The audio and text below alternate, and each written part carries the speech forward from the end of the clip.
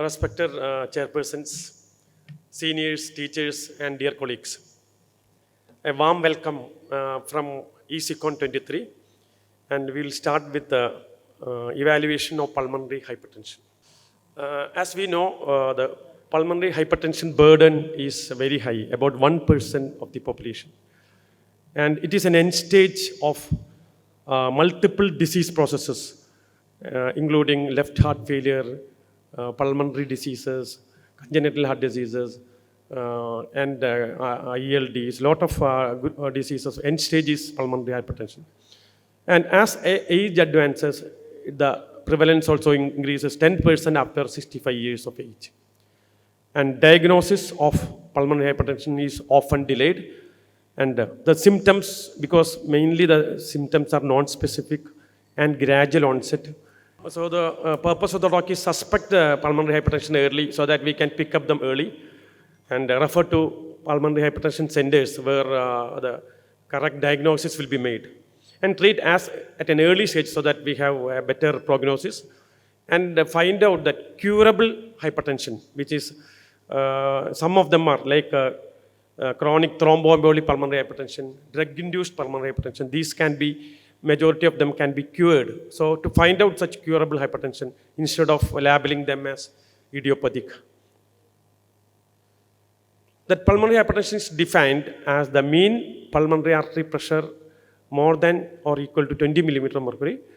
And this is divided by WHO into 5 groups. And the mean, the pulmonary artery hypertension, along with this, there will be increased pulmonary vascular resistance more than 2 Wood units, and with normal pulmonary artery bed pressure less than 15 millimeter mercury. And the hemodynamic definitions of that isolated post-capillary pulmonary hypertension, along with this, there will be increased pulmonary artery bed pressure. And in combined pre and post-capillary hypertension, there is increased pulmonary artery bed pressure, along with that increased pulmonary vascular resistance also. And exercise pulmonary hypertension is increase in mean pulmonary artery pressure during exercise.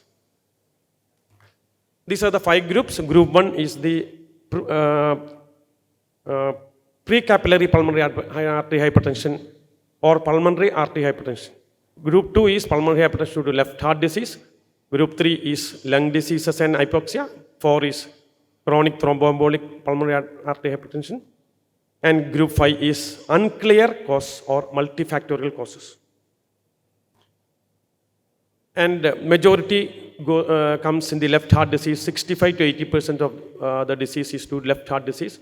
And next common is lung diseases at 10%, and the other 3 groups are rare.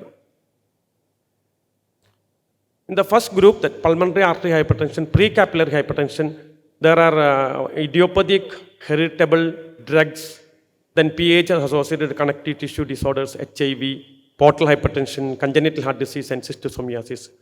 And then PAH with overt features of pulmonary veno-occlusive disease also comes in that, and persistent pulmonary hypertension of the newborn also in the first group.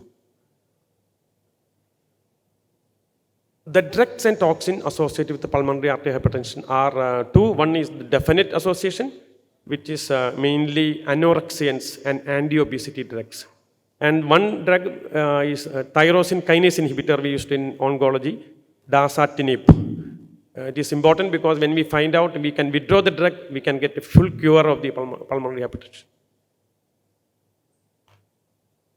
Group 2, left heart disease, which is divided into preserved heart failure, reduced heart failure, valvular heart disease, congenital and acquired left heart inflow and outflow tract obstruction, as well as congenital cardiomyopathies. 3 is associated with the lung disease and hypoxia, obstruction, restriction, both obstructive and restrictive, hypoventilation and hypoxia without lung disease as in high altitude, and developmental lung diseases. Group 4 is associated with obstruction to the pulmonary artery, either by thrombus, as in chronic thromboembolic, or other pulmonary artery occlusions. And group 5, pulmonary hypertension with unclear or multifactorial mechanisms. Hematological, like hemolytic anemia, most common like sickle cell disease, then myeloproliferative disorders, systemic disorders like sarcoid, metabolic disorders like glycogen storage disorders, Gaucher's, chronic renal failure, pulmonary tumor thrombotic microangiopathy, as well as fibrosing mediastinitis. Diagnostic approach to pulmonary hypertension. One, raise early suspicion and ensure fast-track referral to pulmonary hypertension centers in patients with high likelihood of PAH, chronic thromboembolic pulmonary artery hypertension, and other forms of PAH, so that they are diagnosed early and treated early to get a good prognosis. Second aspect is to identify the underlying cause so that we can treat the cause. Although these are the symptoms like dyspnea, fatigue, palpitations, and late symptoms due to obstructions, these are all there, but it is all non-specific. The clinical signs of pulmonary hypertension, centrals and peripheral cyanosis, loud P2, RV third heart sound, systolic murmur of tricuspid regurgitation, then signs of pointing towards underlying cause of PAH like digital clubbing, differential cyanosis, as in PD Eisenmenger's, auscultatory signs like crackles, and sequelae of DVT as in CT, EPH, PH, telangiectasia in systemic sclerosis and hemorrhagic, hereditary hemorrhagic telangiectasia, then sclerodactyly in sclerosis, systemic sclerosis, then RV, backward failure, and forward failure. These are to be noticed, and when we see this, we should suspect one DD as pulmonary hypertension. ECG gives some clue, P pulmonary, right axis deviation, right RV hypertrophy, right bundle branch block, RV strain pattern, these are all suggestive. But in adults with clinical suspicion of PH, right axis deviation has a high predictive value for pulmonary hypertension. Normal ECG will not rule out pulmonary hypertension, but normal ECG with normal biomarker indicates a low likelihood of pulmonary hypertension. These radiographic changes are useful, and pulmonary function test and ABG are useful, especially in group 3. There is severe abnormalities of spirometry, then less than 25% DLCO in systemic sclerosis, pulmonary veno-occlusive disease, and group 3 pulmonary hypertension. Very low PaO2 can be seen in right to left shunts, and low PaO2 can be seen in alveolar hypoventilation, and high PaCO2 can be seen in alveolar hypoventilation. And oximetry, especially polysomnography, will be abnormal in sleep disorders like obstructive sleep apnea. But the main suspicion comes when we do echocardiography, when we see high pulmonary artery mean pressure. We can assess also LV function to rule out LV disease, diastolic failure, congenital heart disease, RV function can be assessed, and mean and systolic pulmonary artery pressure can be assessed, and pulmonary RV function can be assessed by TAPSE. One of the important parameters is tricuspid regurgitation velocity. If it is less than 2.8, there is a low probability of pulmonary hypertension. 2.9 to 3.4, there is high probability, intermediate probability. More than 3.4, there is high probability. When there is high probability, you have to send for right heart study in pulmonary hypertension centers to have a clear diagnosis.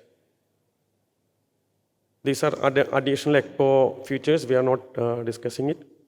This ventilation perfusion scan is important to rule out chronic thromboembolic pulmonary hypertension, and other DSA, cardiac MRI. These are all useful depending on the suspected cause for the pulmonary hypertension. Right heart study is a gold standard for diagnosing and classifying pulmonary hypertension. Hemodynamic assessment of the heart and transplant candidates also, it is important, and evaluation of congenital heart disease also is useful. And this hemodynamic parameters like mean pulmonary artery pressure, systolic pulmonary artery pressure, cardiac output, pulmonary vascular resistance, all can be measured with hemodynamic right heart catheterization, and we can categorize into correct groups. Vasoreactivity testing to identify the acute vasoresponders who may be candidates for treatment with high doses of calcium channel blockers in the idiopathic, hereditary, and drug-induced pulmonary artery hypertension. About 10% of them are vasoresponders. And if we find out, we can give high dose of calcium channel blocker with a good reduction in the mean pulmonary artery pressure and symptom relief. Inhaled nitric oxide and inhaled iloprost or inhaled epoprostenol can be used for assessing this vasoreactivity. This is done in Amrita and Chitra for us. Reduction in the mean pulmonary artery more than 10 millimeter to reach an absolute value less than 40 millimeter of mercury is supposed to be the positive acute response. This is the recommendation for right heart catheterization to be performed to confirm the diagnosis of pulmonary hypertension, especially PAH or chronic thromboembolic hypertension, to support the treatment of decisions. In patients with suspected or known pulmonary hypertension, it is recommended to have right heart catheterization. In experience center, it is recommended that right heart catheterization comprises a complete set of hemodynamics. So, vasoreactivity testing, if right heart catheterization with pulmonary vasoreactivity, if more than 10 millimeter drop in mean pulmonary artery pressure and to baseline value less than 40, with unchanged cardiac output, they are responders, initiate on calcium channel blockers and titrate to optimized individual doses and reassess after 3 to 6 months. Then if they are later they are not responding, they can be given these pulmonary artery hypertension drugs and avoid calcium channel blockers. Then diagnostic algorithm. Step 1 is suspicion from history, clinical, then biomarkers and ECG. 2 is detection by non-invasive lung and cardiac imaging like ECCO, and confirmation in PAH centers including invasive tests. Screening is done in asymptomatic patients, especially if the prevalence is very high, as in systemic sclerosis, the prevalence is 5 to 19%. Then BMPR2 mutation carriers 14 to 42%. First degree relatives of hereditary pulmonary arterial hypertension and patients undergoing assessment for liver transplant also have to do this asymptomatic screening. And symptomatic patients, portal hypertension as in portopulmonary hypertension, HIV infection, non-systemic sclerosis, CTDs. Then population-based strategies, pulmonary embolism follow-up clinics, 0.1 to 11% will turn later go for cardioembolic pulmonary embolism, thromboembolic pulmonary hypertension. They can be picked up from these clinics, breathlessness clinic as well as PE, pulmonary embolism follow-up clinics. The warning signs for the fast track referral, WHO class 3, class 4, clinical signs of RV failure, signs of low output state, poorly tolerated arrhythmias, deteriorated hemodynamics. Such patients we can refer straight away to the pulmonary hypertension centers who are specialists in treating pulmonary hypertension. So initially suspect the case, lung and heart assessment, and if there is pH probability is intermediate, send for the pulmonary artery hypertension center. If it is not, we look for other causes. These are the 3 pathways through which we can treat the patient. Endothelin pathway, then we have soluble GC stimulator pathway, phosphodiesterase pathway, as well as prostacyclin pathways. And pulmonary thromboembolic PH, we know perfusion scanning, ventilator perfusion scanning has to be done, echocardiography done, and then refer to CTPH center for further management.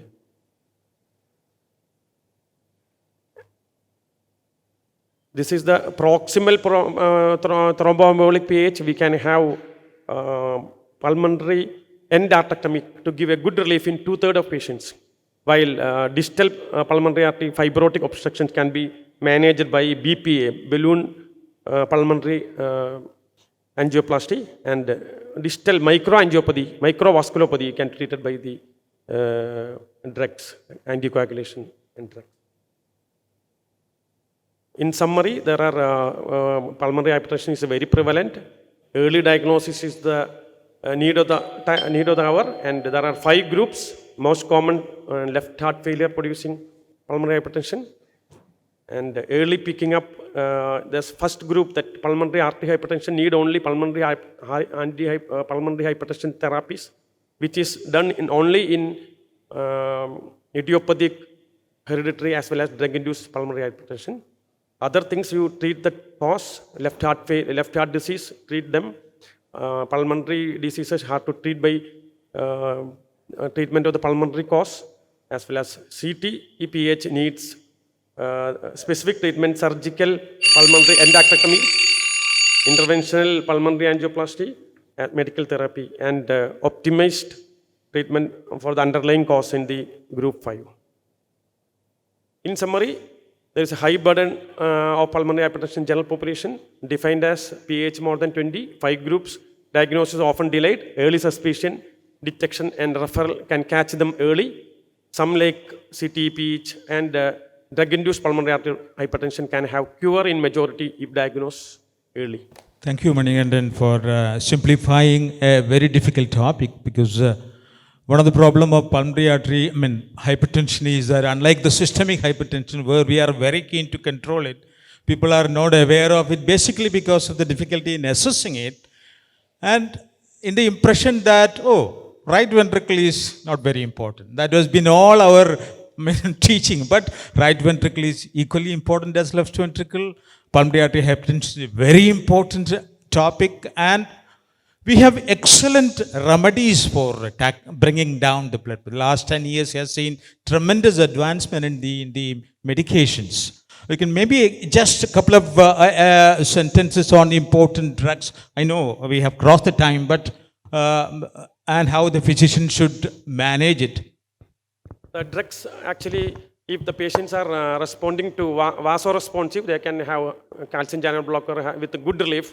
But there are 3 categories, which this is only applicable in the pulmonary artery hypertension of that precapillary group. Other groups, it is only just experimental phase. There is no randomized studies. Only in that first group, group 1, we can have this endothelin receptor blockers, prostacyclin antagonists, analogs, or receptor agonist, and we can have phosphodiesterase 5 inhibitor. These can have, and either alone or in combination has given good benefit, especially in the symptom relief. Any question from the floor? We can have 1 or 2 very brief questions.